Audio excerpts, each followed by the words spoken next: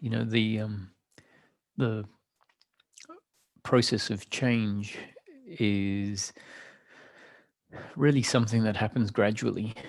We might not realize this. We might only find ourselves noticing the point when a significant shift happens without realizing that that shift was actually the combination or the culmination of a lot of things that came before. Um, and very often, certain shifts or certain feelings happen when a spontaneous change happens. And when I say spontaneous change, it sounds like it has nothing to do with anything before. However, when I talk about spontaneous change, I talk about what it feels like. And the reason it feels like it's spontaneous change is because a lot of the work that happens before is a bit like pushing a coin towards the edge. And there's a lot of little movements of the coin towards the edge. And at some point, the coin tips over. And the tipping over is a different movement to the shuffling up towards the edge. However, the tipping over is a result of the shuffling up to the edge.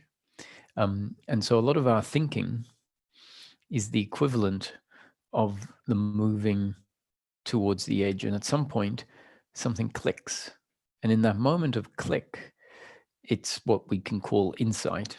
And everything seems to fit together, click together, but it doesn't seem like it has to do with necessarily the thinking that came before, because the thinking that came before has a different quality to it. And so in experience, what we notice is the thing which we don't have a lot of. We don't have a lot of experience of it.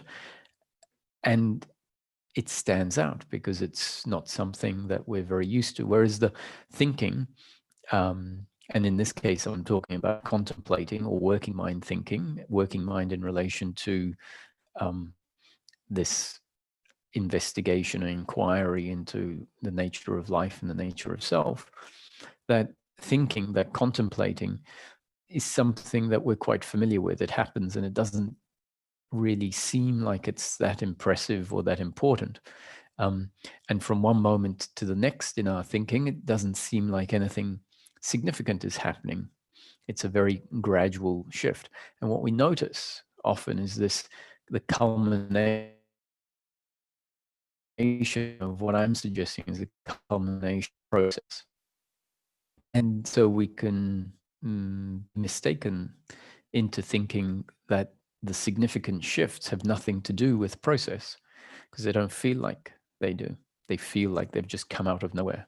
Whereas in fact, when we look at it, it might start to become apparent that that was exactly what I'm describing, a culmination that is different in quality to what brought us up to that tipping point, and therefore the wrong assumption is being made, that that shift had nothing to do with causality, had nothing to do with process, had nothing to do with time. The reason I mention this is that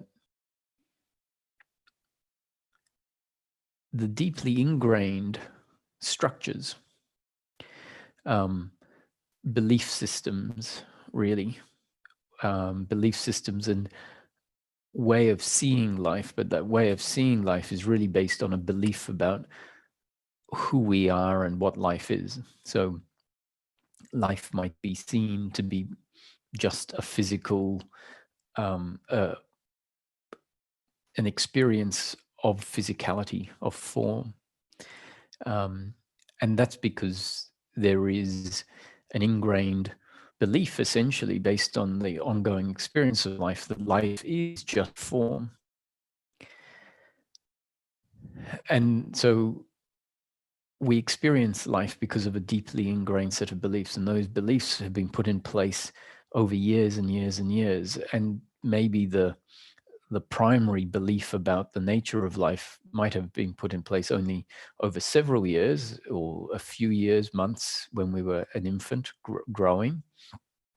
So it might be as simple as a few months of having experience of the world before it's seen a very specific way. But then remember that there is a continuation, probably starting off from how set in place originally, a continuation that is being reinforced day after day after day after day. And so it makes sense that for that to change, it's not just going to happen like that for no reason. I mean, maybe it would if life was not a creation of causality. But when you look at life, everything that happens, even if we say that life is all spontaneous, there always is at least the apparent causality that brought it to that point. Now, someone would say, well, you don't know that really causality really brought it to the point. But so we can't see the seed that the tree theoretically came from. However, the experience will continually support and provide inference, not suggesting as absolute proof, but there will be inference in the way the experience of life is, that things come from something before, that there's a progression. And so there's no different with the spiritual seeking. The spiritual seeking, when it happens, includes in it a link to things that came before. And that's just how life is structured, to always include a causal reason, in appearance at least, a causal reason for something to happen. And that's no the spiritual seeking process doesn't break that mold. What might happen is we may cease, or we may fail to see the causality. We may even believe something different. For example, the belief that life has no causality. And that belief, that new belief, can prevent us from seeing the causality that leads up to the change. Now, I probably, some of you might be getting confused because you would have heard some satsangs that say, we have to see life differently. We have to be able to look at the tree and appreciate that I don't know that the tree came from a seed. I don't know that the tree has a history. All I know is that it is part of the experience that is, and everything is just here, and I don't know where it came from. And even if we have a memory of it being here yesterday, or the tree being smaller 5 years ago, we really at some point have to question whether that memory is a representation of what came before, or whether it is a fresh object, a thought object in the present moment. And I'm not suggesting we need to swing from one side to the other and say, well, I'll take this side and therefore the other side is wrong. In that satsang, if I was giving that satsang, it would be talking about how life is a paradox. And when we know one side of it and we think that that is the truth, then we don't know the paradox of life. We know life in a very two-dimensional, a very two-dimensional version of life, or one-sided version of life. And if we swung to the other side and said, oh, there is no causality, everything is spontaneous, then once again, we have swung to one side and we are denying the old side of the coin and only looking at the new side of the coin that we've come to see. And life may be a mixture of what our brain thinks are opposites, until our brain starts to be able to see that it has been conditioned to see things within a box.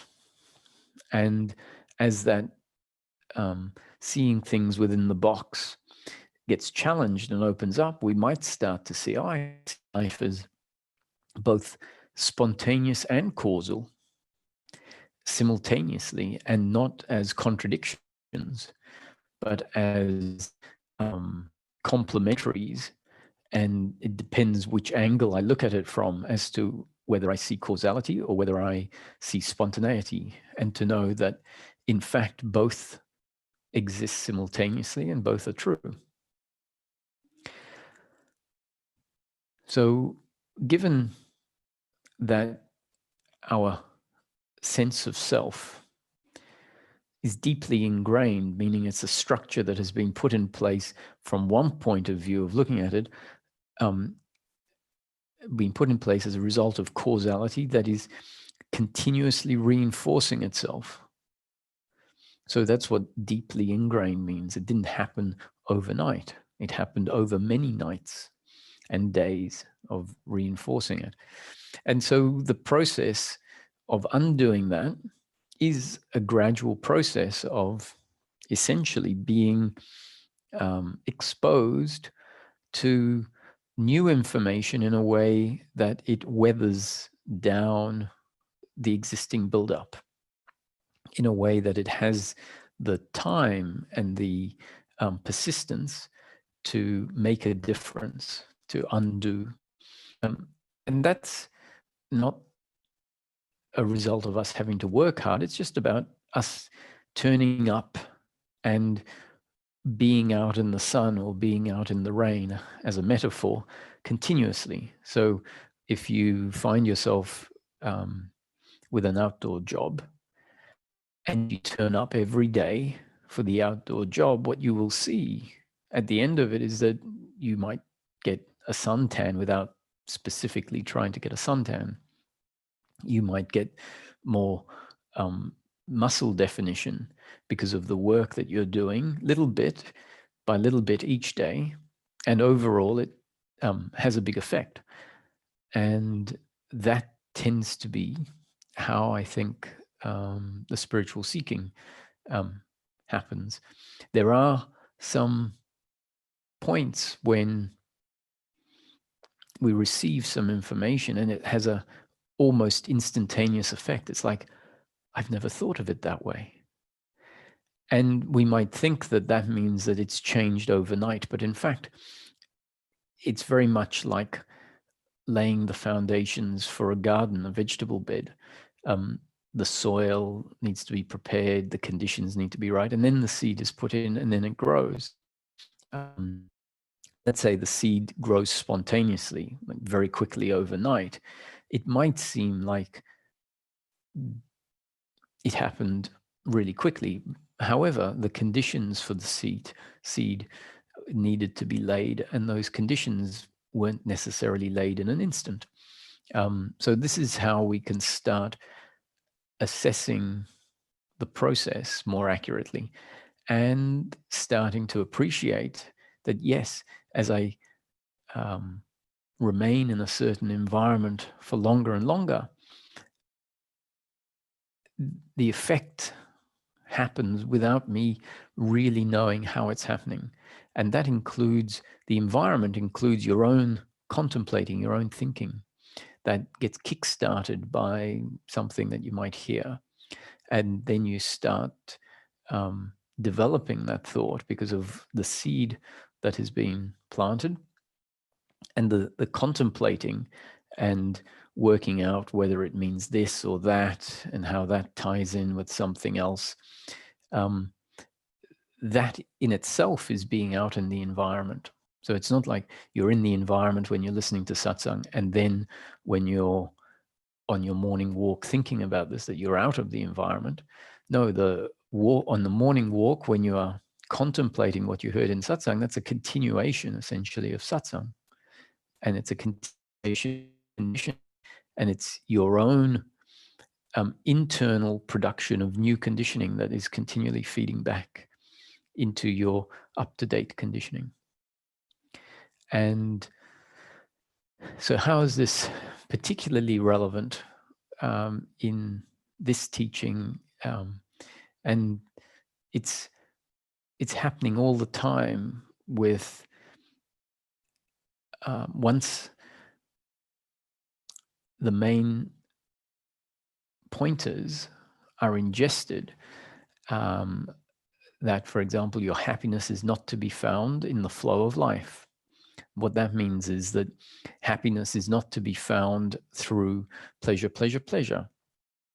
That's essentially what it's a reminder of.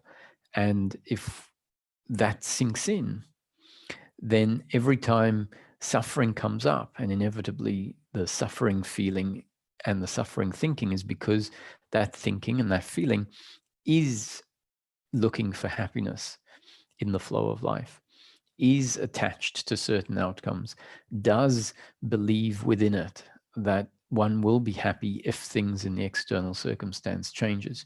And each time that's seen, each time the thought arises, my happiness is not to be found in the flow of life, which is not really an instruction to you.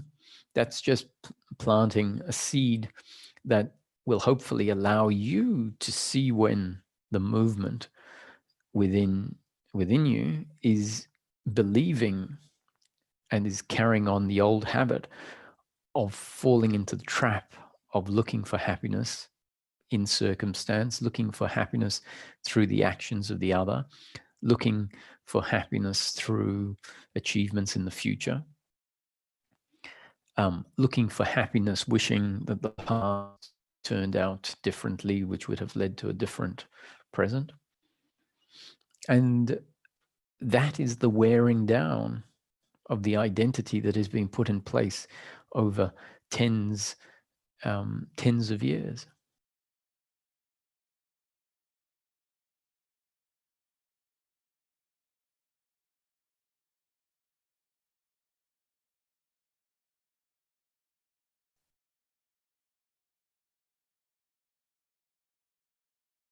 And as that psychological me, which is really a movement, a psychological movement, a movement of thought and feeling, that is essentially feeling uncomfortable with itself. So the self, the psychological self, is contained within the thought, I need this.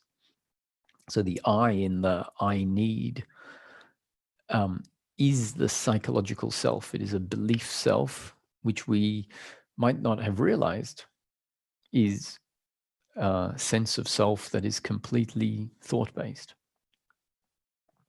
And in an instant, when we remind ourselves, actually, my happiness isn't to be found in outcomes.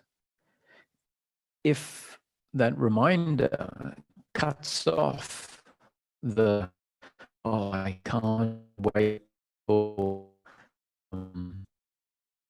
X, Y, and Z. I can't wait for the time when my kids are grown up and I can, go traveling.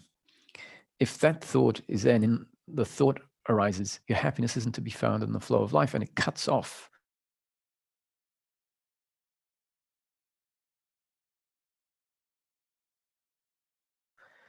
that narrative, we might stuff the craving self, the uncomfortable self, with the present moment, the self that is uncomfortable.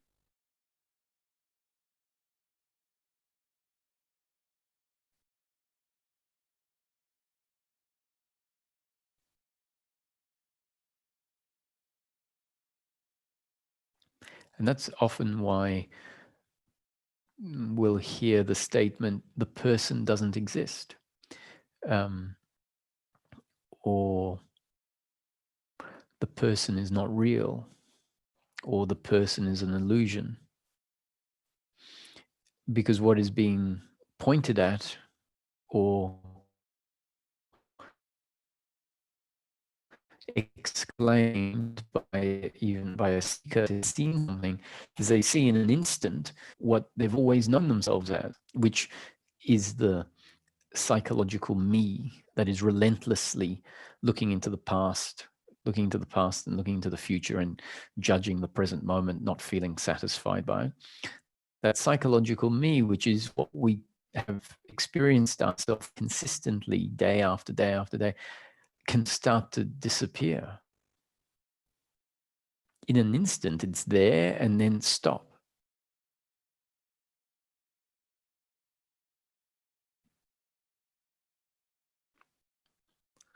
And if the thinking is seen as objects in the present moment experience, so if there is a witnessing of the thinking by the layer of the human being or awareness, whichever way you want to look at it, such that the thinking is seen to be simply an object in the experience of life, an object layered in such a way that the human being seems to be real, but is actually seen to be a whole lot of layers in the present moment experience. Then there can be this exclamation that the person simply doesn't exist. There's two versions of the person doesn't exist. There's the more esoteric and extreme awakening, where we realize this is all an experience, not an objective reality, and that all the objects are layered objects of experience: sight, smell, taste, touch, thoughts, emotions, and the body sensation is a combination of visual, of touch, and in that realization of what the experience of life is, we say, well, none of it is real. It's just a momentary experience, and the person is contained in the momentary experience. That the person is just shades and distinctions of experience, that they don't really have an independent existence from experience, which is not at all a representation of what is real, but rather a created experience of a table and of a wall and of space and time. And so that realization can lead us to say the person doesn't exist, and thoughts come and they go, and the physical body comes and goes. In meditation, the body is not there, and that is useful in a way. However, I'd suggest that as that realization stabilizes and integrates, we'll come to see, but actually life is always going to be here. Even if it is just an appearance, we still have to live our life as if it's real. We still have to live our life as the person. So seeing that life is not necessarily as real as it seemed doesn't then prevent, a piece of wood, if it hit our head, from hurting. It doesn't allow us to walk through walls or click our fingers and have things spontaneously appear. We still then find ourselves having to live in life as if it is real for the rest of our life. So what is a more realistic recognition of what is unreal is the psychological narratives, the psychological story about life. So we can treat life by and large as if it is real. The flow of life, the circumstance, the form.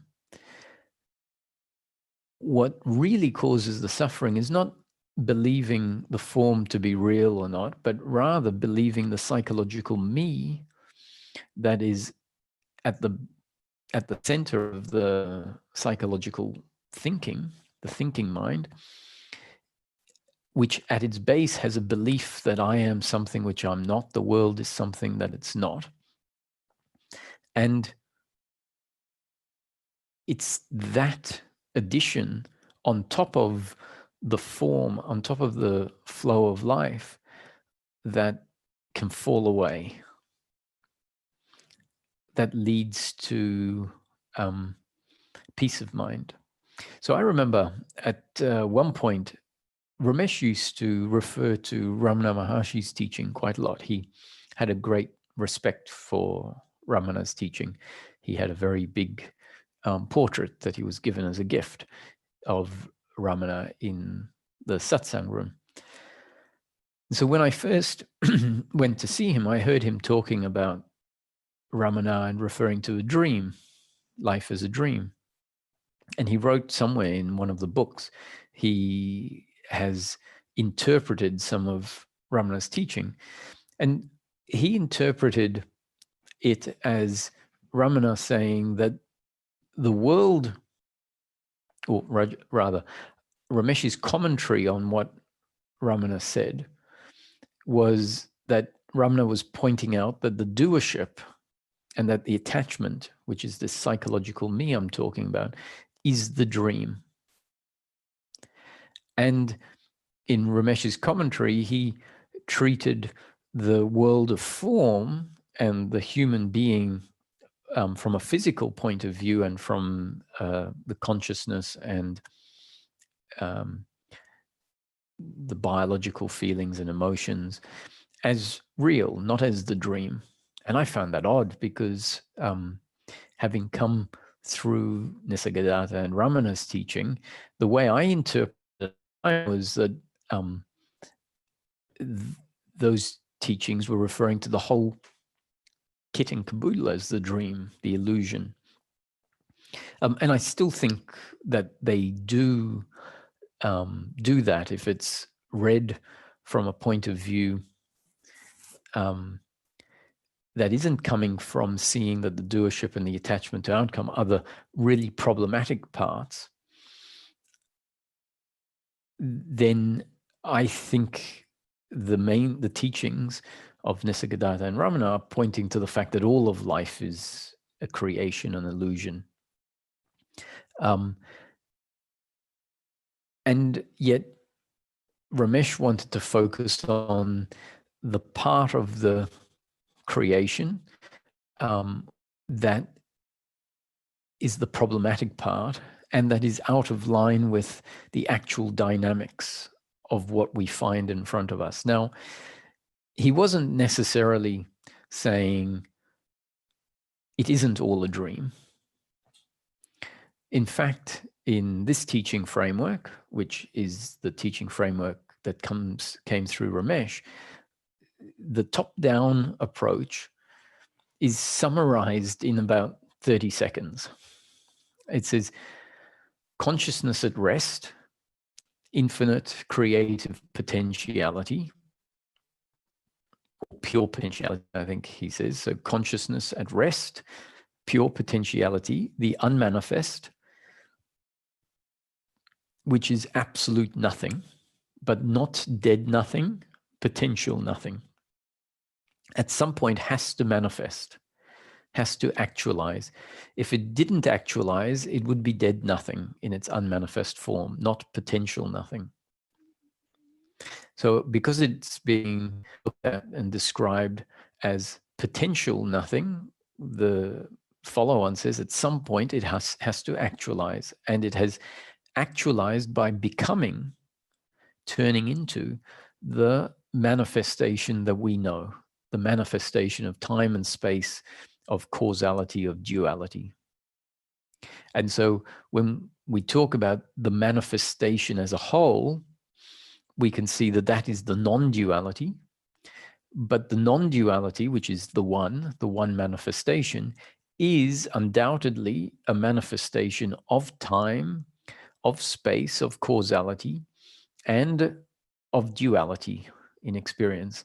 The one is made up of interconnected opposites, good and bad, health and disease, wealth and poverty. And that's undeniable. That is the nature of life, is that there are interconnected opposites of extremes and everything in between. So on this basis, something as unfortunate as a terrorist attack fits into the description of life. It's part of the interconnected opposites. It's on the painful extreme, and there are acts of great compassion and kindness that we see in contrast to these acts of cruelty. And so that essentially in 30 seconds, if I were to just say it, well, the unmanifest, creative potentiality, consciousness at rest, not dead nothing, but potential nothing, at some point has to actualize. It has to become, turn into the manifestation, which we can call consciousness in movement. And consciousness in movement is a single manifestation, all of time and space. And within the manifestation, which is where we have to live our life as a human being, it's very clearly a manifestation of interconnected opposites, a manifestation of duality. Now, because we have to live our life on this level of duality, awakening to the fact that it is all consciousness in manifestation doesn't suddenly mean the trees disappear and that causality disappears and that form disappears. Buddha found himself having to live, another 40 odd or more years after his liberation. And that's the same for all enlightened masters that we know of. They continue to live as a human being, doing whatever they're destined to do.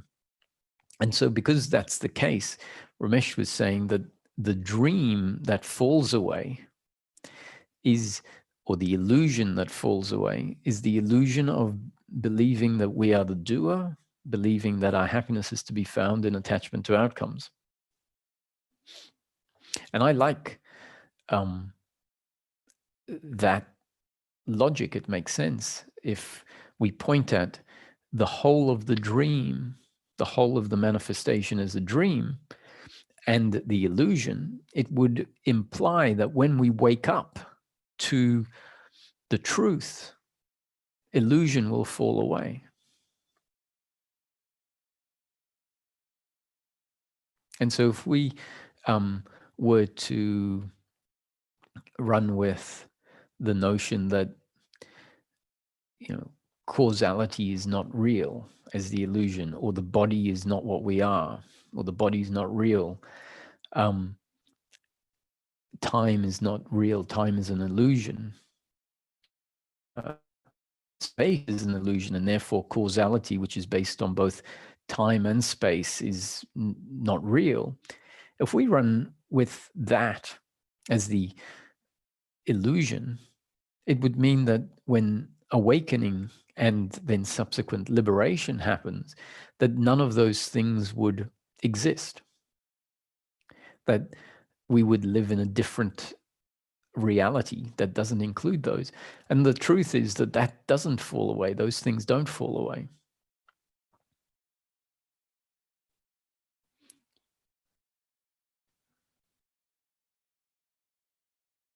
So what is it that actually falls away? What is it that dissolves? Now, as I was saying, sometimes we hear that the person isn't real. The person dissolves, what is referred to as the ego sometimes. And very clearly we can see why that is said, is because the thinking mind, the mind that is blaming and feeling shame and unworthy, feeling worried, feeling jealous, feeling pride, feeling like one's happiness is to be found in the future, trying to get one up on the other in conversation, in trying to get compliments from the other, all in the aim of feeling psychologically boosted, comparing oneself to the other, hoping to find the other failing so you can feel psychologically boosted, looking at the other that's successful and getting compliments and love and feeling that shouldn't be the case because it just makes me feel less good about myself. So we try to pull the other down. All of that is how we have been hardwired to function. And so we know ourselves essentially as the identity that is feeling challenged by life and is functioning in a certain way to defend itself. And if that over time starts getting worn away and light starts to crack through, break through, and the light breaks through when the solidity of the psychological me starts to be seen as being actually just a deeply ingrained movement of thought, not thought that you're controlling. It can be, extremely paranoid thought, extremely irrational thought, and it is who we feel we are. It drives us, it overtakes us. And in hindsight, we might start to see how when we were lost in that whirlwind of thinking and feeling, it really felt like that was reality. And if in hindsight, when we look back, or even stronger in the present moment while that is happening, that movement thing is seen to be essentially a psychological, meaning a belief-based, a thought-based sense of self. It can start to get cut off simply by the arising of a thought, I am, which the thought might bring us back to presence. The thought, your happiness isn't to be found in outcomes. It doesn't matter what so-and-so said about you behind your back. That we feel so compelled that we have to address. I have to write them, letting them know how I feel about them. In fact, I have to break off our friendship. That movement that is so powerful, if the thought arises, your happiness isn't to be found in the flow of life, which means what they say about you, which is part of the flow of life, is not an attack on who you really are. And so it brings us back to presence, and that whirlwind of thought can fall away. And it's like, oh.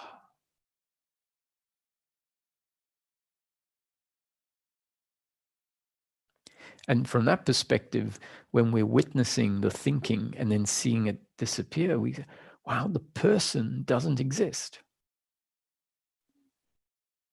I think that's a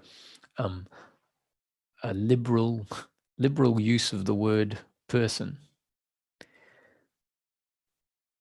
And it doesn't matter, you can keep using the word person as long as it starts to become clear what you really mean by person. You might then say, actually, I want to use a different word, because in my language, the person is the body-mind organism through which consciousness of source is functioning. And that body-mind organism through which consciousness of source is functioning can either have the belief in doership and attachment to outcome, or the belief in doership and attachment to outcome can have fallen away. And so if it's fallen away, is it accurate to say there is no person? I would say, well, the body-mind organism with consciousness and a name and form and preferences, and for all intents and purposes, someone who has a family and friends, is the person. It's just that their interpretation of life, their interpretation of what they need and how life unfolds is changed. So we can then start saying, oh, the psychological me doesn't exist. Well, it does as a psychological me, because a psychological me is implying just a whole lot of thoughts that include in a very strong sense of what is needed and who one is. So it does exist as a conglomeration of feeling and belief, but it doesn't exist as an absolute, unchangeable entity, which is why it can fall away, which is why life can change from suffering to the end of suffering. Peace of mind in daily living.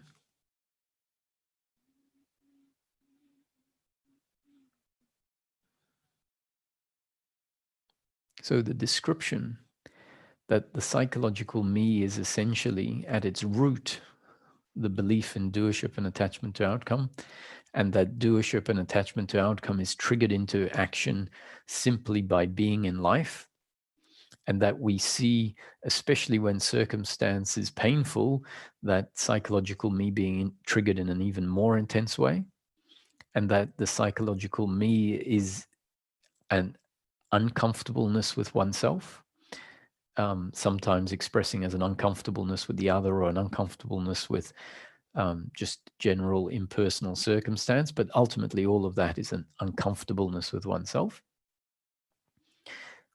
And we see that that uncomfortableness arises in the form of guilt and blame and pride and worry and expectation. And we can see all of the stuff of those forms of suffering. And so that's how we find this movement happening gradually but consistently.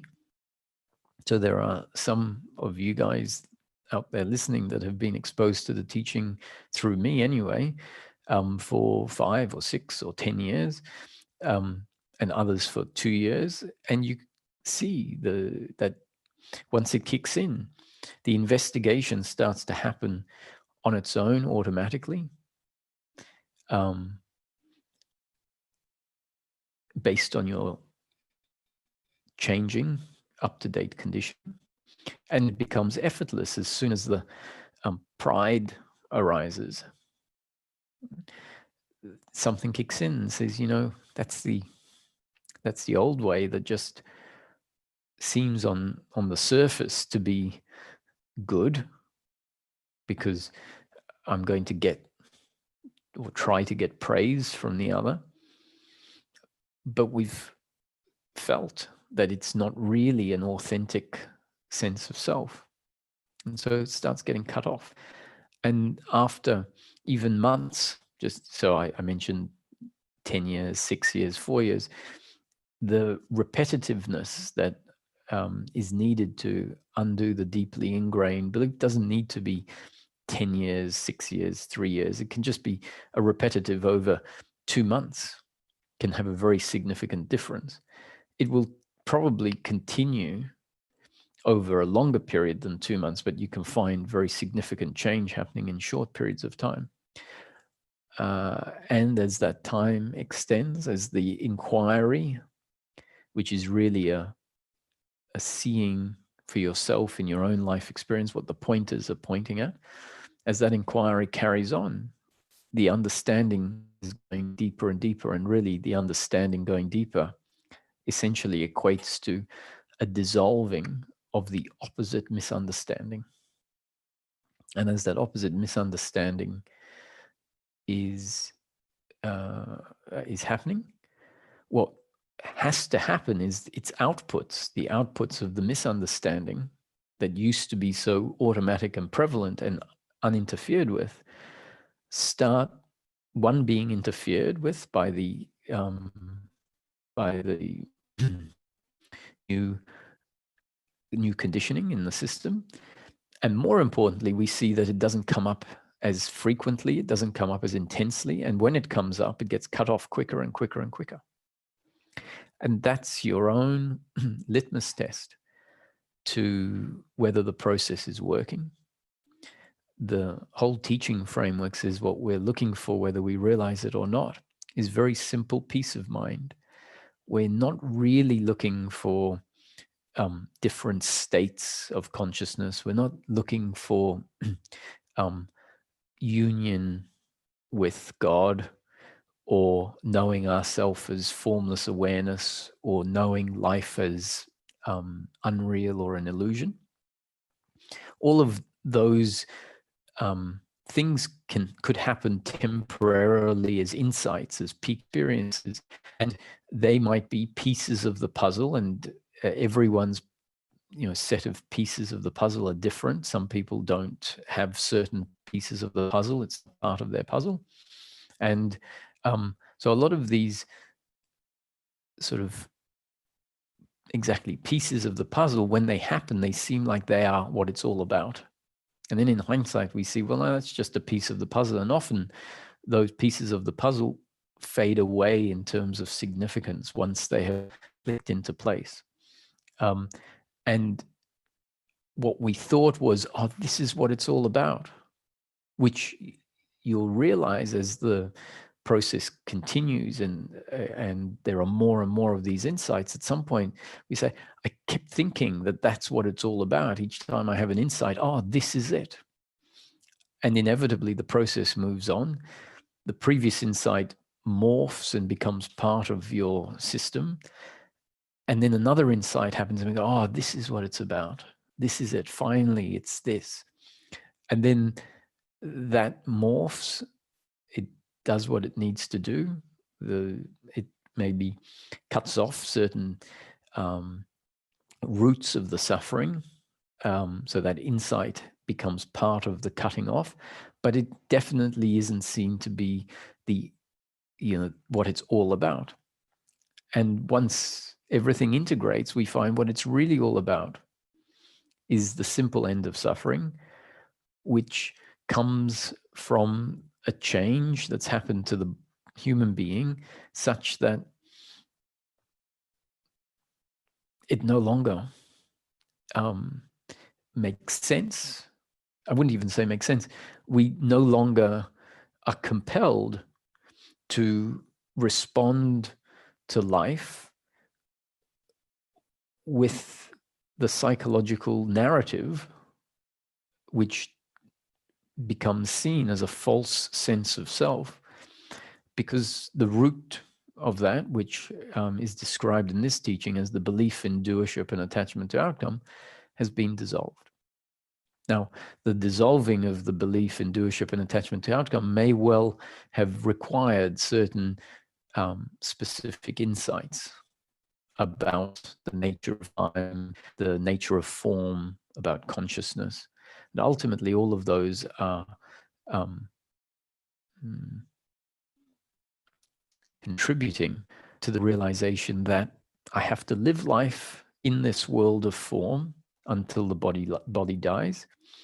My suffering is based on the thinking and feeling that arises in relation to the circumstance, which is sometimes pleasure and sometimes pain. It arises in the form of seeing the other as the doer, myself as the doer, blaming the other for what they have done that delivered the painful outcome, blaming myself for how I functioned that delivered not ideal result. It arises in the form of expecting in the future. And so as that becomes clearer and clearer,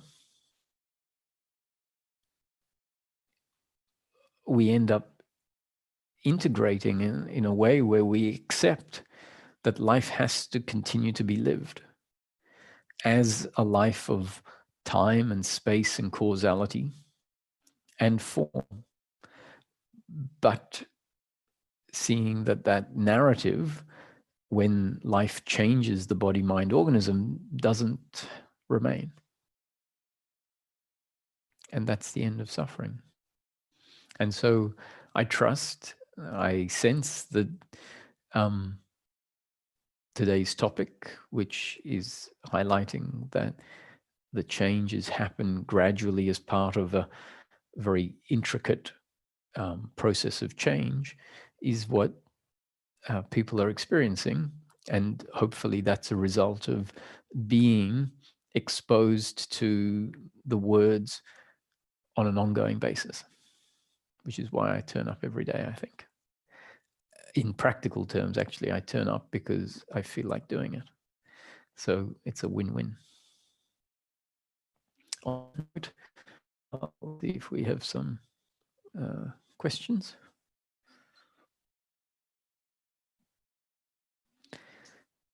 Hello, Holger. Yes, hello, Roger. Yes, hello, Roger. I just quickly raised my hand because nobody had a hand up. Yes.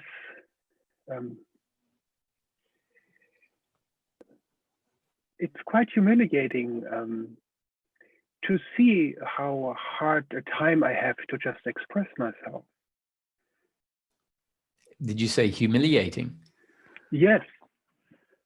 Oh, don't no. You don't need to be humiliated. We're just stumbling around. It just feels like being such a fool But then on another level, it's very liberating because I see that this is not true. I mean, it's just good. So instead to just look for my comfort, I be just here. And there are many things you said I would be able to add a yeah, but from my side. But for some reasons, I don't have the mental capacity to go back and to formulate what's on my mind. So at least I would need in the moment just to jump up and speak up what's on my mind. I cannot retain those moments. It's kind of weird, maybe. But it's okay. It's just the way it is. Ramesh used to point, oh, not the but, just but. Yeah. Because it is, it's understandable, right? Because we all have our view of life.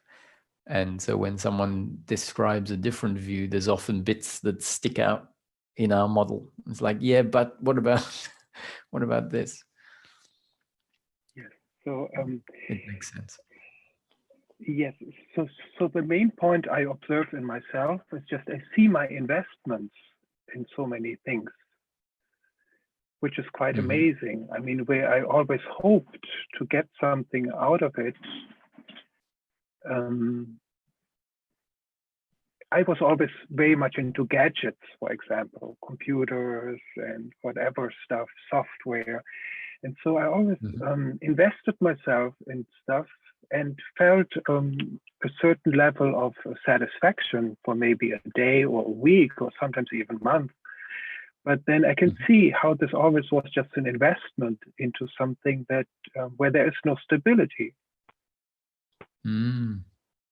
And this is so wonderful just to see how what's really important in my life is just being aware that I am. I mean, it's so simple, the whole thing. Indeed. Indeed. Okay, thank you. Yes. Oh, I said indeed, right? Is that what you heard? Yes, indeed. Indeed. Yeah, it makes everything, it makes, actually, it's such a wonderful thing that's where our, that's where the real substance is in I am, because if it wasn't, you go and buy all the gadgets. I had a friend that built a house in, I don't know, 2007, and he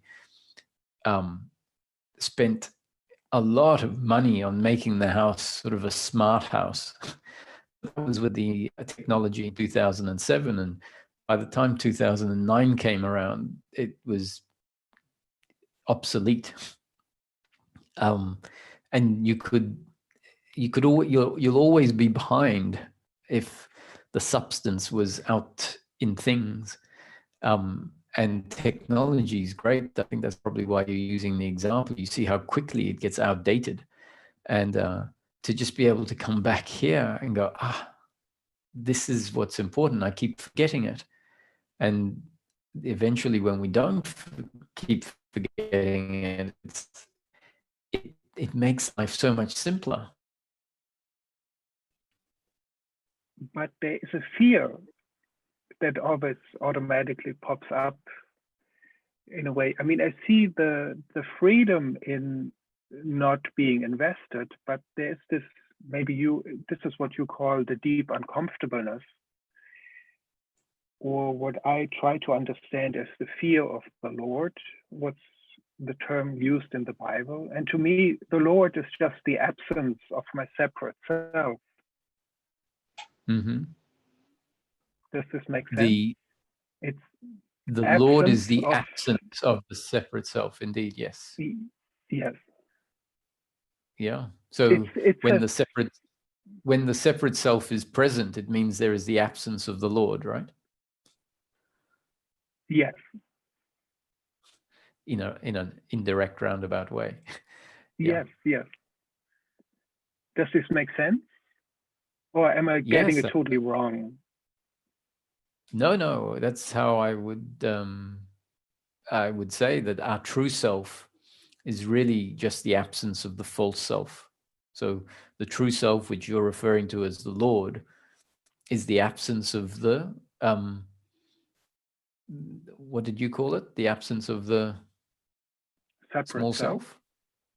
Yeah, if you like to call it small. The me, the sense of doership, all the things you talk about in regard to suffering. Yeah, that's it. And returning to I am means dropping out of our investment, which is, a form of doership and attachment in its many different forms. Just drop out and come back here, and then we find our kingdom. We find the Lord, which is what we are. And it just simplifies life. It's like no more running, no more struggling, because it's right here. But then what about a sense of responsibility towards the seeming other? I feel sometimes just so selfish, or I think I'm missing my opportunity to communicate or formulate what I believe to see.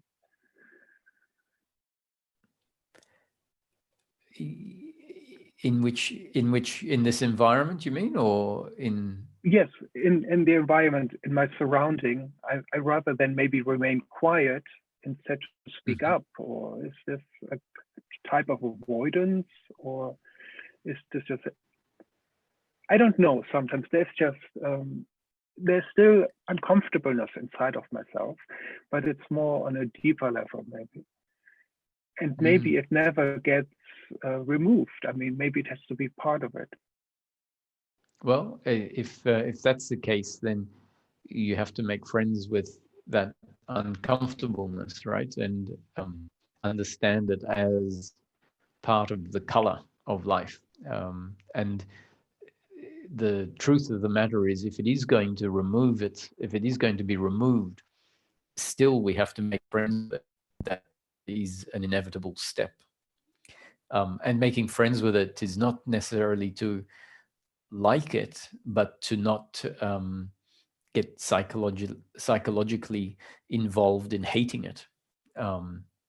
So it's like, oh yes, this color, this movement of thought, this movement of feeling is there because, and you can form the inference, because there's a deeply ingrained structure that life has put in place that life as yet hasn't taken away. So it's going to be here from time to time. So, but we still have this aspect of how do you call it? Wow, again, now I'm again blank. This is beautiful, but it doesn't serve right now in our conversation. So I just leave it for today. And I really thank you for your presence. And it's very important to me, those satsangs. And I just thank you for it. It's priceless. Thank you, Holger. Very sweet. Bye-bye. Bye-bye. Hi, Leila. Hello. Hello. Yes, I can hear you. Okay, hi. Good to see you. Hello. Good to see you. Thank you. So I had a question. First of all what you say about the uncomfortable with myself, I still have all what you say, like comparing with others, NAV. I feel all these conditions. And I have no way to get out of it. I find myself judging. I find myself blaming, or all what you say, the conditions. So I can't do anything about it, right? Well, that's right, because you didn't put the conditions that cause that movement. You didn't put them in place. And so you're not the one that's responsible or even capable of taking them away. So this is one of the realizations that can lead to surrender. It's like, of course, I didn't make my hair brown, and so I can't make it blonde.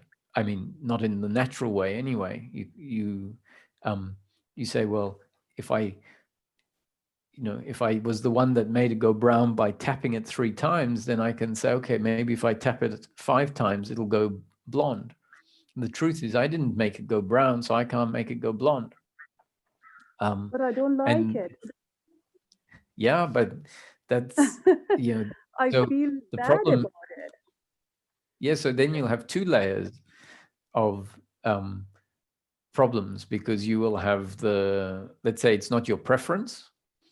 So there's the pain of it not being your preference, and then you can have the resistance to it being there. I don't accept it because I don't like it. So you have the pain of not liking it and the non-acceptance of it, the struggling with it. So that's an extra layer of suffering. So if you have that extra layer of suffering, then also you can't do anything about it, because you didn't create the conditions that create the initial pain or suffering, and then the secondary pain or suffering. So I'm just describing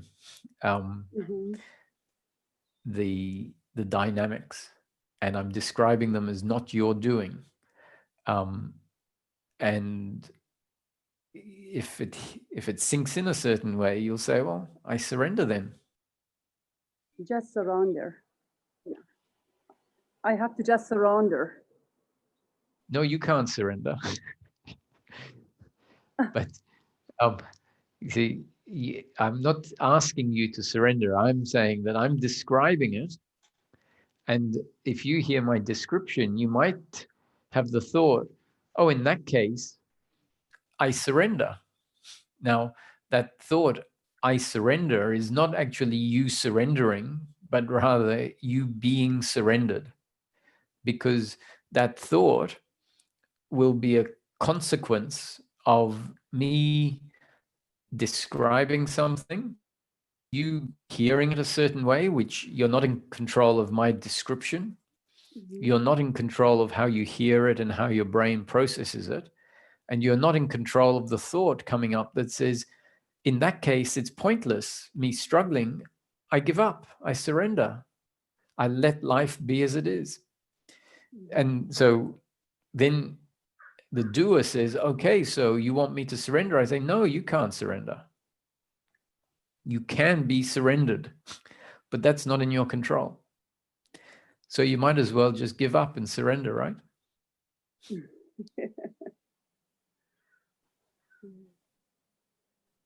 For example, yesterday I went to gym. Here in America, the gym opened last week. And yesterday I went to gym, and there are a couple alcohols that for everybody they can use to sanitize the equipment at the gym. So I took one of them and I sanitized, and I didn't brought it back. I just left it there where I was using for another equipment. And the lady was there.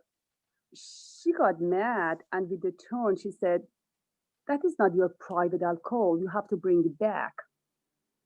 And she was right, but without me knowing it, I felt the anger comes up, and I said, it's not yours either.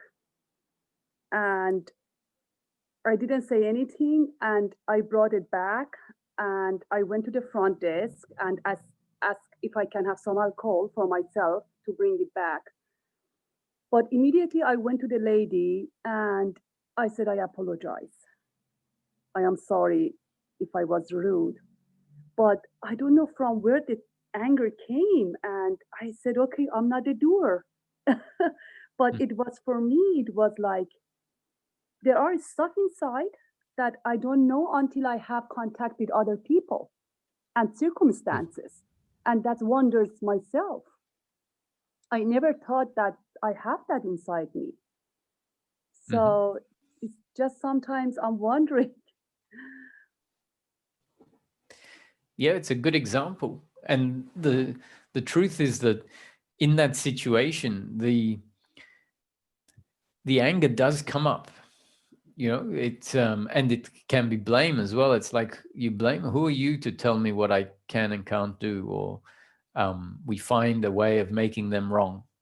And that just came up, you know, you can't deny it. It was it's the exact there will be a biological or psychological reaction in the moment based on the circumstance you find yourself in and your genes and up-to-date conditioning, all of which are factors out of your control. So the problem is when we say, that was me getting angry, right? I shouldn't have got angry. Now, that's pointless because you did get angry. You can say what would be, if it turns into shame, you know, I shouldn't have got angry, and you spend the next 3 hours beating yourself up, then that is essentially creating this uncomfortableness for the next 3 hours. If we have a thought that arises and say, look, you're speaking to yourself, that was blame, and blame or shame, whichever it is, just adds an extra layer on top of the pleasure or pain. Now, that hasn't changed what's happened, but it's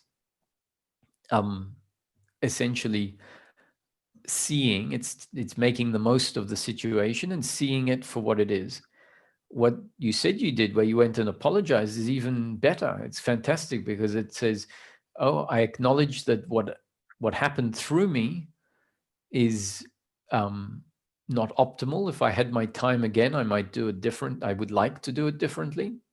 And so you say, well, in this moment, I can go and apologize and know that her response is not in your control. So the outcome is not in your control. So you might go and apologize, and she says, yes, just as well you apologize. You were, you know, very rude, which could just make you angry again. And if that happens, you say, well, there you go. There it is again. Circumstance, my genes and up-to-date conditioning, and this output. So with the attitude of non-doership, really whatever the output is, once it's happened, it's happened. And the question is the attitude of doership going to be there or not? If it's there, it's still just a happening. If it's not, then we can start to be pleased that the that life is bringing about change. Yeah, I think it's for me very important what you said, that things happen, but you don't blame yourself, because I did blame myself. And that is important to just acknowledge it. If things happen, then just don't blame yourself and see what it is. You know, don't make a story of it. Yeah. But if you do find yourself blaming yourself, don't blame yourself for blaming yourself. Yeah. And even when I say don't, you know, that is a matter of fate, a matter of destiny. Because you can't, in the same way as you might blame yourself, you can't not blame yourself for blaming yourself. But it sounds like a prescription. Don't blame yourself for blaming yourself. What it is a description of what might happen. You might find yourself not blaming yourself for blaming yourself. Ideally, you'll find yourself not blaming yourself at all. But even that is a description of what might happen, and not an instruction to a doer to make sure that you don't blame yourself. Yes. Thank you so much. And I really appreciate you. I just see what you do every day. For me, is just love. I feel it as love, what you do every day, your satsang. Thank you. You know, you could be so many things different, and it's just, for me, shows how love is. And I really appreciate it. Thank you. Thank you. That's nice of you to say. Thank you.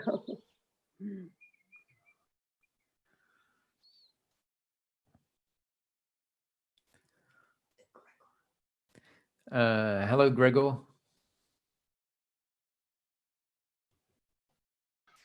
Hello, Roger. I'm in Satsang with you now since 3 weeks, and I just thought it's about time to report in and say how much positive impact it has in my daily life. I find myself in having a peaceful mind, and then for some time, and then well, there are also times where I am very aware of this uncomfortableness. So, but with this peace of mind is just beautiful, and thank you so much. And I'm following your satsangs with with regularly, and I want to express my gratefulness to you. Thank you very much. Thank you, Gregor. That's as Ramesh was really only interested at the end of it. He'd say, "Is there more peace of mind in your life, or at least even are you aware of the suffering?" Which means at least some peace with the suffering. So it's fantastic to hear that. That's what you are focusing on in mentioning, because really that's the most significant change that can happen. Yeah. So thank you for dropping in. Very welcome. See you soon.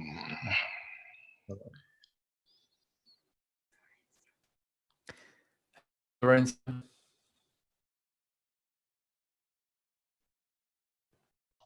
Hello. Yes, hi, I can hear you. Hi. How are you? Yes, very well, thanks. And you? Fine, thank you. Well, I wanted to ask you a question about addiction. Because, well, I want to know what is the approach of this teaching to addiction, because I feel that I'm not addicted to alcohol, but I have 2 drinks and I start doing it. It makes me feel very bad, but I think that it's getting out of control. So I don't know what to do, but I feel such a pleasure when I have a drink, especially at night, only at night. During the day, I'm perfect, but when night comes, I want to drink. And it is a desire that I have, and I don't know what to do. So I wanted to ask you.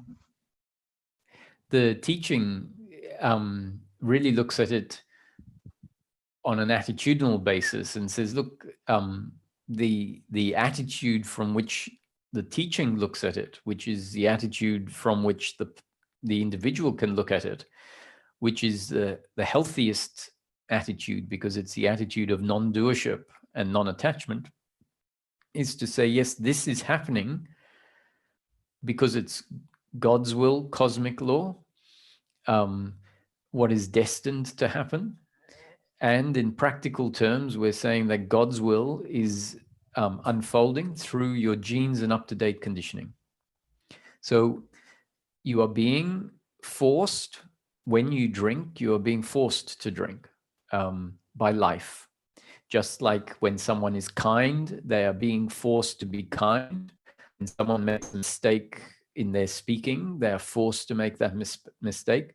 If someone hears something and misinterprets it, they're forced to misinterpret it. And if they hear it and understand it perfectly, they are forced to understand it perfectly.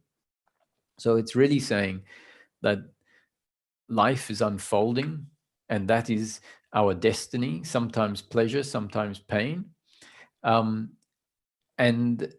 so it says, if you become the one that insists on life looking a certain way, then there's going to be a conflict with life. Now, this isn't saying don't try to improve a situation if you can. So do what you think you can that might be beneficial. So you asking the question here is part of you doing what you can to improve the situation, but understand that the outcome of your efforts is not in your control. So sometimes you'll get what you want, and sometimes you won't get what you want. And Ramesh would say sometimes you get much more than what you want. Okay. So I'm putting forward the new conditioning that says on some level, relate to this urge and the drinking and the outcomes as your destiny. But For example, I'm not saying, yes. I'm not saying use this as an excuse, because still, if there's something you can do in practical terms to change it. But if you're doing that with a strong attachment to outcome, it's going to create an uncomfortableness. Okay, because I think that I'm using this, I say that it is God's will, and so I use it as an excuse. So then I go and I buy. When I go to a supermarket, I am drive to doing that. I don't know. I can't. Though I do my best. Well. Does it make you feel no guilt? Yes, in the morning when I wake up, I feel guilty, and I feel I have headaches. When I wake up in the morning, I feel very bad. But when I'm drinking, I feel pleasure, a lot of pleasure drinking. I don't know why. So you don't really believe it's God's will. You're just using it as an excuse, because if you really believed it was God's will, you wouldn't feel guilty. Yeah. So you can use the fact you feel guilty to know when you're in the shop and you say this is God's will. No, you're just using it as an excuse. So so if I go and I buy something, it's God's will. I don't have to feel guilty about it. Well, me telling you that is not going to deliver the deep understanding. What I'm saying is, yes, that if you buy it, it is God's will, right? But if you really recognize God's will, not as just a thought, but as a deep recognition, then in the morning you won't feel guilty. In the morning you won't feel guilty. If you do feel guilty in the morning, then understand that you don't really believe, you don't really feel that it's God's will. You feel like it's your will and you should be doing better. Okay. And so this is not necessarily me encouraging you to drink a lot. No. Because there are health risks in drinking a lot. There are social consequences in drinking a lot. Now, the most practical thing I can suggest that might contribute to your desire to drink is to point out that you're drinking at night and the way you feel the next day are not really separate. They are part of one movement. And what we tend to do is put a circle around the feeling good. When you're drinking, you say, oh, I feel good. And you put a circle around that and you look at that as one event. And then you put a circle around how you feel in the morning. And you think, oh, well, I can maybe fix one and keep the other. But if you can see that they are actually two ends of the one movement, and you start really registering how not good you feel in the morning, then that can start to be a practical tempering, a balancing out of this desire you have to drink in the evening. But that's just new conditioning I'm throwing out there. I'm not saying it's necessarily going to be enough to overcome the urge to drink, and therefore you might drink, but I'm saying there's a consequence. There's always going to be a consequence, and the more you put them together, the more chance there is of it seeming like not such a great idea. Yeah, okay. So if I feel guilty, is that I'm not seeing it as is if we're God's will. That's what yes. you're But I wouldn't just look at the drinking as God's will, right? For us to really see this, we have to see that everything that we do in life is a happening according to my makeup and my circumstance. To really see that, you know, my thinking is a certain way because of the complexity of my brain, and I didn't create the complexity of my brain.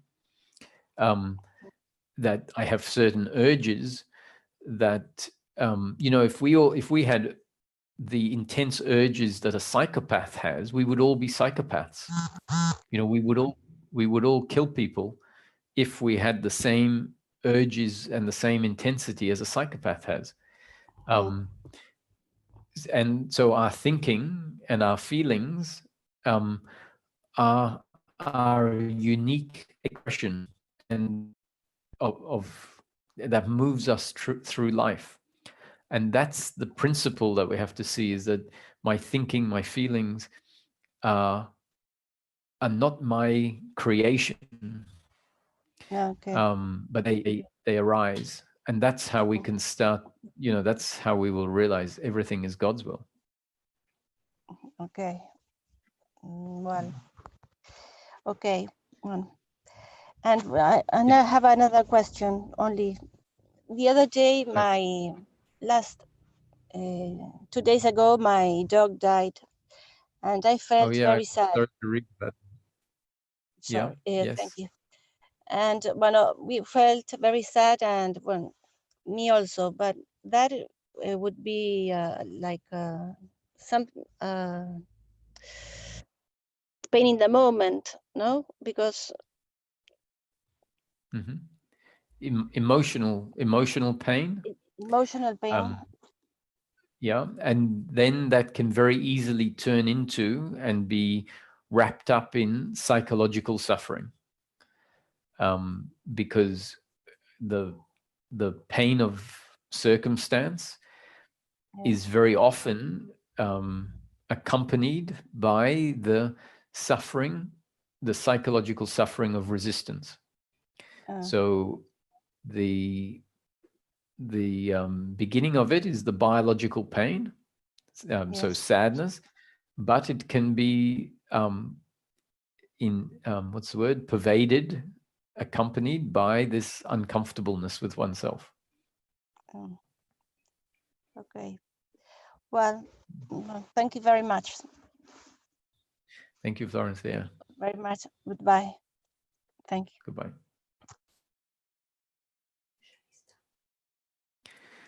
Hi, Shaista. Hi, Roger. How are you? Yes, very well. Nice to hear you again. Good, thank you.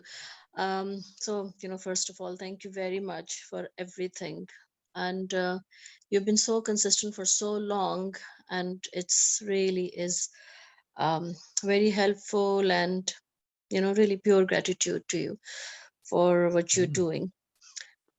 Okay, I don't really as such have a question, because I am at a very good space where I can see many things. The teaching is going deeper, and everything seems very pleasant and peaceful, and I'm going with the flow in life. And obviously your teaching is helping me a lot in seeing if something happens, I can see it. I can see my patterns, so it's all good. But I don't know whether it's a question, yes, but I don't know what your I have in my journey, Ramana Maharishi and Nasargata Maharaj played a very important role. I've read their books. That was my initial phase, and I know that you have the similar background, in the sense that you understand their teaching. I have still like the self inquiry. I do it sometimes, but I know that's not your teaching, and it's a different way perhaps, but I'm still attracted to it, and I'm from time to time I do it. I don't know what's your thought on those. Is it important or is it relevant? Or yes, actually, if one had to ask me which teaching is the most complete and in-depth and methodical, it would be Ramana Maharshi's teaching. He has to have been one of the most consistent and in-depth teachings that that encompasses both heart and technical precision, detail. So there is the broad teaching that, you know, a lot of people immersed in that teaching know in a broad sense. But if someone really wanted to go into the details, he elaborates on so many of the scriptures and has commentaries, and all of it with amazing heart. So self-inquiry, really, if someone wanted to say a teaching that really walks you through, doesn't leave you alone, it would be Ramana's teaching and self-inquiry. It actually goes through so many of the phases as well. That's what I mean by it's so complete, from awakening to integration. So I have a lot of respect for it, and specifically the self-inquiries there for us to see through a process of question and answer, and then an observing and asking the question of ourselves to see who is thinking, to whom do these thoughts happen, and what is aware of, you know, what is aware of all of that. So it's taking a different methodology, but essentially it's creating a witnessing.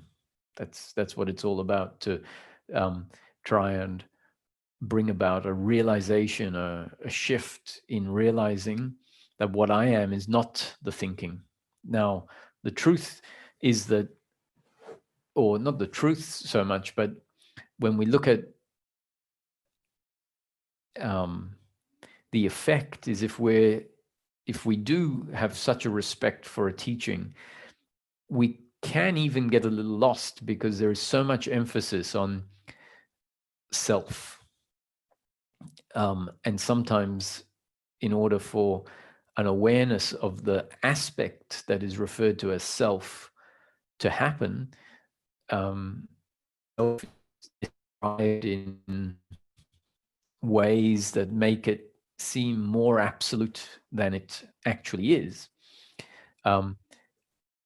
And if you've got peace of mind and you can see your own patterns, the reality is that a shift into self is probably happened to some degree or another, because that is what allows the patterns to be seen.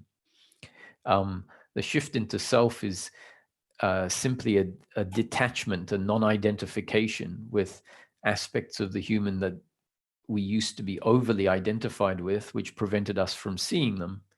And when we can't see certain aspects because we believe we are them, they don't change. So when you report that you are able to see your patterns, then I would say that, you know, all the talk about self is really to be able to bring about that perspective, to be able to see thinking in a way that you didn't see it before.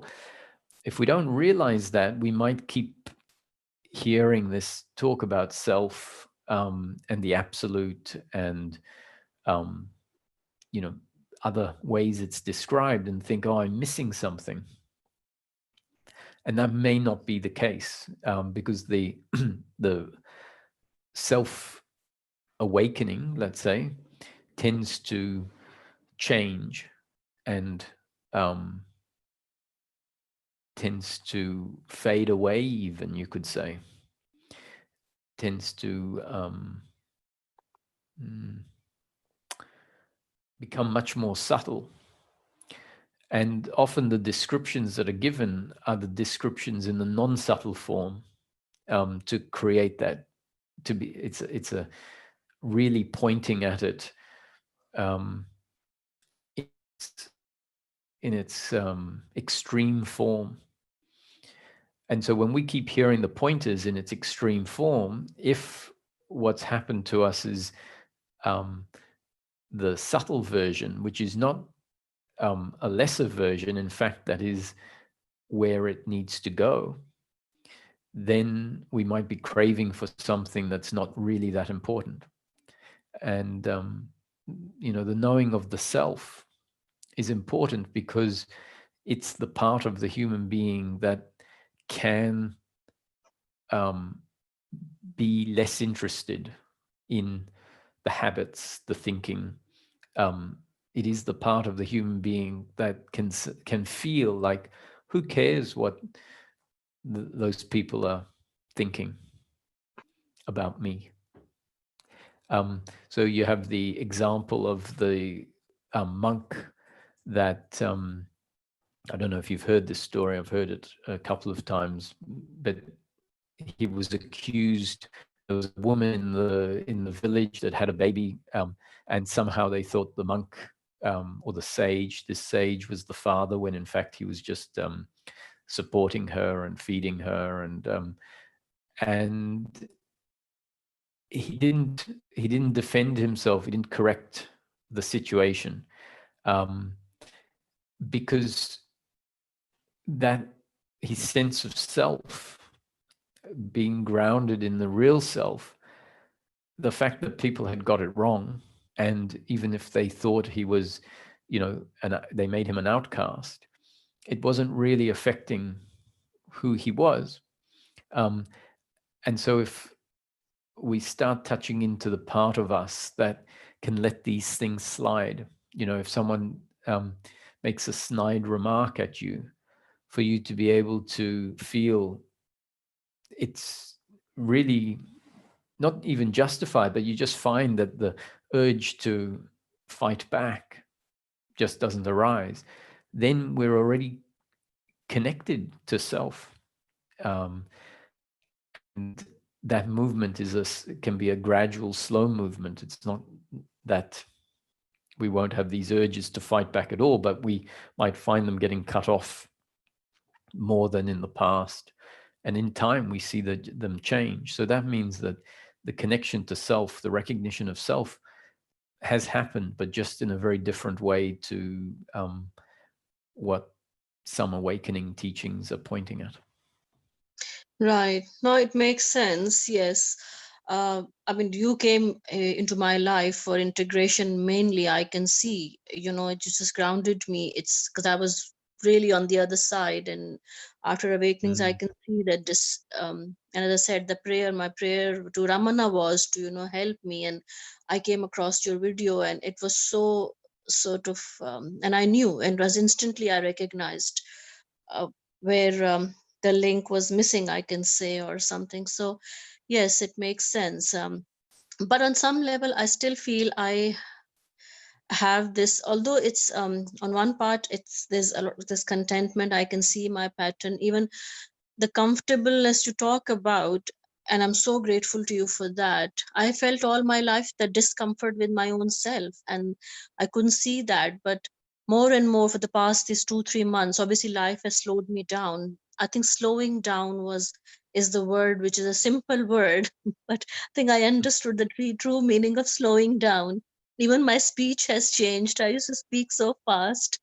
So it's like, it's beautiful, the whole journey, and how you see yourself and the discomfort, and it's just instantly it gets dissolved when you see it, and when you slow down. I mean, it's such a, as I said, this word has really been my word for the past many days, weeks now. So when it slows down, then you can see, everything, your thought processes. Otherwise, I was rushing into future all the time, as if something is to attain there. So yes, it makes sense. Yeah. So thank you very much. That's about it. So you feel, I mean, not you feel, but you think that I have had in the past, I did, and it served its purpose. But I still, as I said, sorry, one part of me, I still feel that it's, I don't know why I feel that I still need to connect to the source. That maybe you say that, or we read that all the time. So this line is still somehow has resonance within me. Did you say connect to the soul or to the self? Source or to the self, or so I mean, I know this itself has the word, it's the sentence itself has duality in it, I should say, or it is separating. I can see that too, because connect where, it's I am here and stuff, but I don't know why this, I still feel that there's something I can say to be done, but here again, this doer, I can see that too. So yeah, let's just address this this thing about the language where we say connect to self. If we interpret it a certain way, for sure it implies you and the self, you and yourself, that you need to connect to yourself or the self. And descriptions are always going to have their shortcomings. So I would say, if you can think of it like there is a part of yourself, an aspect of the human being, which might not feel like an aspect of the human being, because it's quite impersonal in its characteristics. But I would say there's an aspect, a depth to the human being that we've lost touch with. And connecting to self really means dropping into becoming more familiar with the full depth of the human being. So it's like we haven't been into certain areas of ourself. And so the wording can be connect with yourself, but really it's saying drop out of your thinking into your being. And so if you look at it as the one human being with aspects and depth, so even the witnessing, when we say that and feel like we are formless awareness, aware of the body and the thoughts, a way of seeing that is that you can look at the human being as having layers. And if you drop into a certain layer, you will be able to see other layers of the human, like the body layer. And that's why it feels like I am not the body, because I am aware of the body. And in fact, as part of the awakening and self-realization, the teachings will say, if you can be aware of something, you are not that. Simply because they're trying to give us a stepping stone, essentially, that pointing to the depth of the human being, so that we can fall into that layer. And so that layer of the human being can see the other layers of the human being, like the thoughts, the emotions, the feelings, the body sensations. And in some frameworks, those are referred to as the sheaths, the different sheaths of the human being. And so they're not separate from us, they're part of what we are.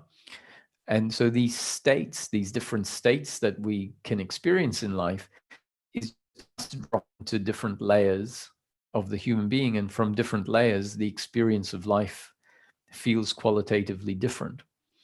So this urge that you have to still inquire into the self is, to me, I would actually say yes, by all means, but don't create an expectation of what that is beyond peace of mind in daily living. And I would suggest don't create an idea of self being something separate from the human being, but rather a depth or an aspect of the human being. And it makes sense that we will be called to rest there. It's like Nisargadatta saying, abide in I am.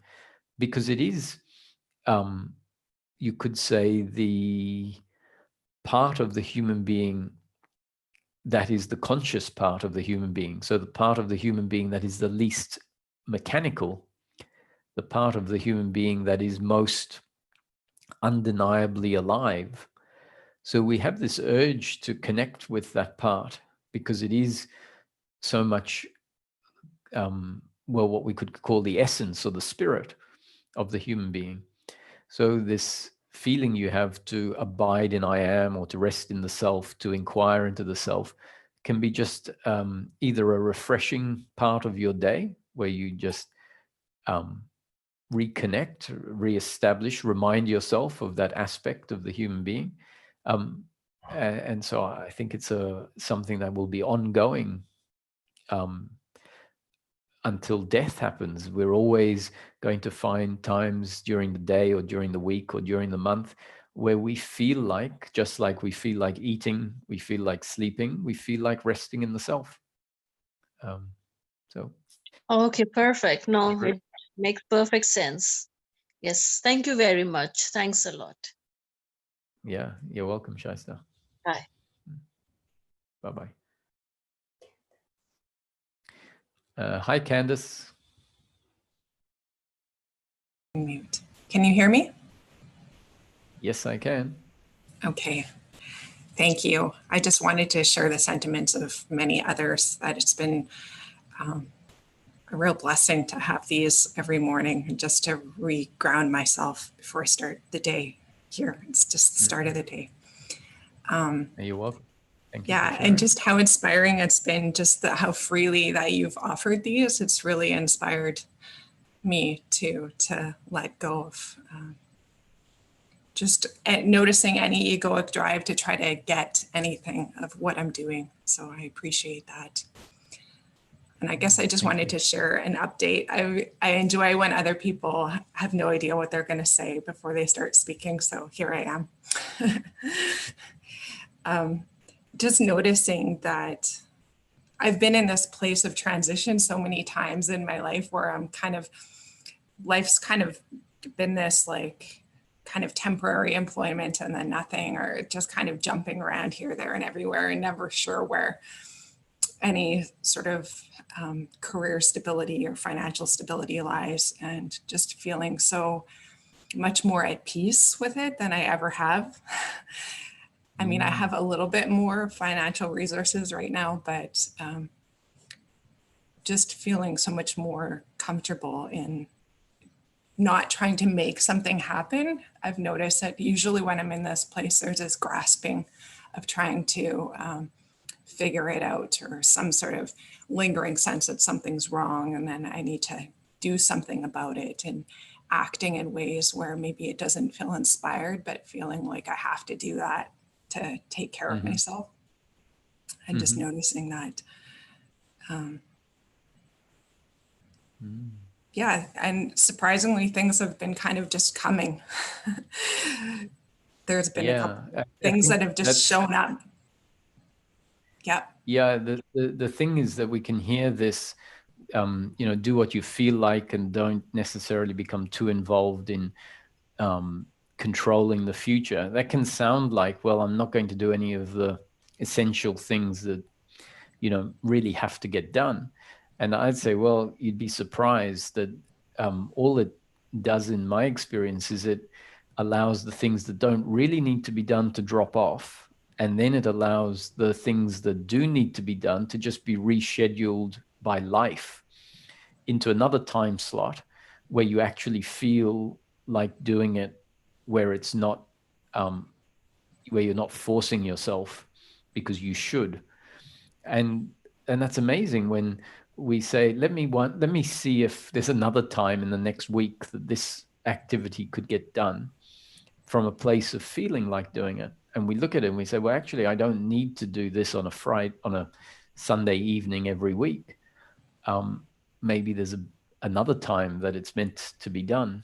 And I think, what you're saying, that things inevitably with less effort, still continue to fall into place. And that's, that's where we start to trust and see the depth of life and see that it's maybe much more complex than we appreciate, in a way that allows it to, if we step out of the way, allows it to be lived in much more flow.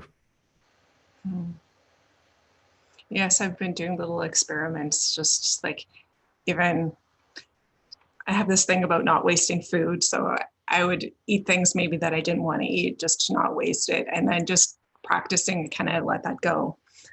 And it's been amazing. Yes, somehow everything managed to get eaten before it goes bad. And just even walking yesterday. Yesterday, I noticed how I went for a walk and I didn't really want, my body wasn't really feeling it. And just how I convinced myself to continue walking in that moment, and just noticing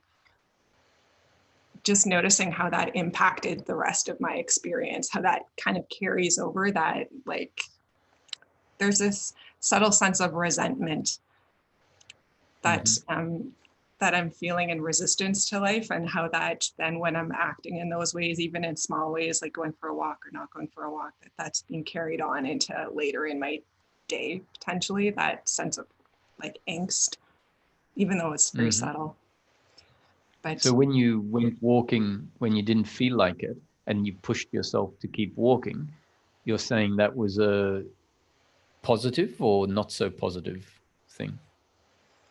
not so positive, but it was an experiment. Right. Yeah. Just kind of noticing how that would be, playing with that. I like to do little experiments, so I use that as, I'll just see how that plays out. If I because I was kind of on the fence whether I could go or not go, where my energy was at. So I was like, I'll just go and then notice what happens when I do that. Yeah, that reminds me of the time I was experimenting with this, do what you feel like. And I said to myself, if I can't feel what I feel like, then I'll just sit down and wait. And so I sort of referred to my couch as a compass. And I just have to wait till it pointed in a certain direction. And if it was spinning round and not pointing anywhere, then I would just have to wait on the couch, which was my compass. And there'd be times when I'd sort of think, oh, I think I feel like walking, but a bit like what you just described, where it was on the fence. And so I thought, okay, yes, I feel like walking. And after walking, 300 meters, I realized, no, I don't feel like walking. So turn around, go and sit back on the couch again. Yes. And so it's fun, these experiments. Doing the same. Yet there are situations in life where we can't choose. We don't have. This is kind of the question that's been sitting with me the last days. Like sometimes just looking at how my spiritual path has unfolded, sometimes there's been a lot of benefit in doing those things that I didn't necessarily want to do, and noticing the resistance that comes up within me. And that sometimes in certain situations in life, I know I have a lot of privilege, but given certain circumstances in people's lives, that we can't always follow that. So I don't know. No, that's right. Yeah, it's a very important point, because do what you feel like doing just can, like, I'm not saying you can fly, for example. We all know that we can't fly, so you don't think about, well, I feel like flying, because we can't. I don't mean on an airplane. At this point in time, we can't do that either. But we don't have wings, so flying is not an option. And so it's do what you feel like, given the circumstance you're in. And so some circumstances can be the equivalent of, you can't wish to fly because you don't have wings. So it's no point wishing some fantasy. It's more about do what you feel like out of your available options. the things that are actually available to you. And so that means staying in bed, for example, may not actually be available to you. Technically it is, because you can stay in bed, but the consequence, so technically you could fly for a short distance before you hit the ground. And so we say, well, that's not an option. And so that is a matter of you discerning whether it's really not an option, or whether it's not an option because you're afraid from your shoulds and shouldn'ts. So in this example, jumping off a tall building to fly is not because you're afraid because of your shoulds and shouldn'ts. There's an intelligence that says that's not available to you, so don't wish for flying, because that's just a waste of thinking. The wishing is pointless. It's not going to happen. And so then we come back to our circumstance and we say, well, actually, if a friend asks me to go out for dinner, and you say yes, but you really want to say no, that is a situation where you can do what you feel like, which is to say no. And very often our conditioning, the psychological me, the doership and attachment outcome, is structured in a way that doesn't allow us to say no and very much available to us.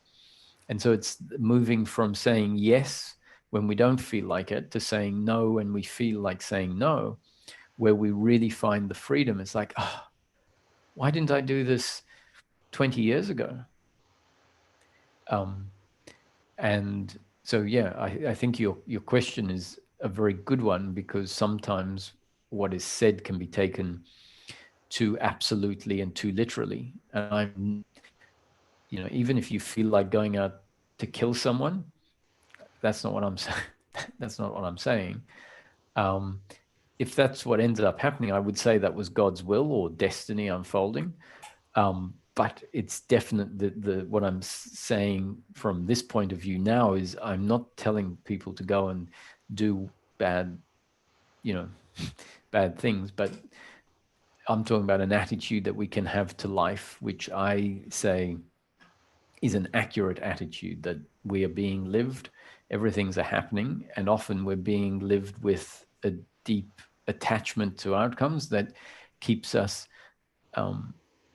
blinkered as to what our potential really is. And once our potential opens up and we start choosing differently, we can feel a great freedom coming in from that different way of prioritizing life.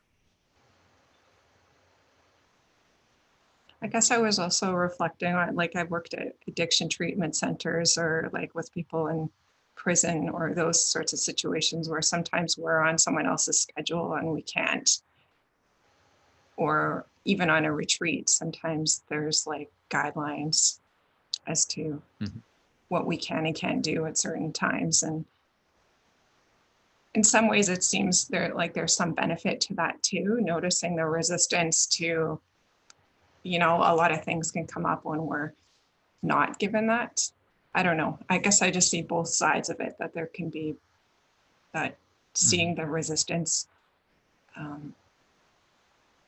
can be good too, if we're given certain situations maybe where we don't have that freedom to move as we feel inclined, or anyway. Yeah, that's and in a way that becomes your circumstances. So if someone is in prison, I would say, wishing that, or doing what you feel like, which is like staying out beyond the time that you're meant to be in your cell, is going to have significant consequences. And so that's just not an option. It's like the flying thing. So there are some situations where you don't have the option. And so on the retreats that I do, I sort of say to everyone, really, you're free to do whatever you feel like, which means, if satsang starts at 10 and you don't feel like it, or morning meditation starts at 7:30 and you're lying in bed and decide whether you want to come, whether you feel like coming, or whether you're coming because you should come. So there's a schedule that says, ideally, in loose terms, ideally, everyone turns up for meditation. However, if you don't feel like it, I would say don't turn up. And then at the same time, I say, well, in meditation, it doesn't mean that if you feel like getting into the middle of the room and doing yoga stretching, that's okay. If someone did it, I would understand, okay, you're doing what you feel like doing and maybe misinterpreting the concept, because I would say do what you feel like doing, but keep the others in consideration. So consider the circumstance you're in. And even if someone says, well, I did consider the others and I still felt like stretching, then I would say, it's not appropriate to stretch in here, but you're completely free not to be in meditation and completely free to go and do yoga stretching in another part that isn't the meditation room. So we can still put boundaries because it's not appropriate, let's say, not appropriate because of the intended use of the space and what have you. So it's, like you said, it's very interesting to play around with and see all the nuances and variables. And sometimes we say, I'm doing what I feel like. So I say, if you're on the cooking team and you don't feel like cooking, don't turn up, right? Do what you feel like. But if you do that, you might find that everyone's pretty annoyed with you because you didn't turn up. And you then have to deal with that consequence. And so after doing that a few times, you start realizing, well, it's not as simple as just doing what I feel like. There are going to be consequences. So it's a whole game of finding a new alignment with this movement that ends up, in my view, or my experience, meaning we become much more attuned to a combination of external and internal factors, and hopefully find ourselves on a track that feels much more balanced in the end than where we were before. Yes. That's my experience so far too. Great. Thank you, Roger. Thank you. Thank you, everyone. Thank you. So I think for today, that's about it. But feel free to join tomorrow and we'll take more questions then. Peace.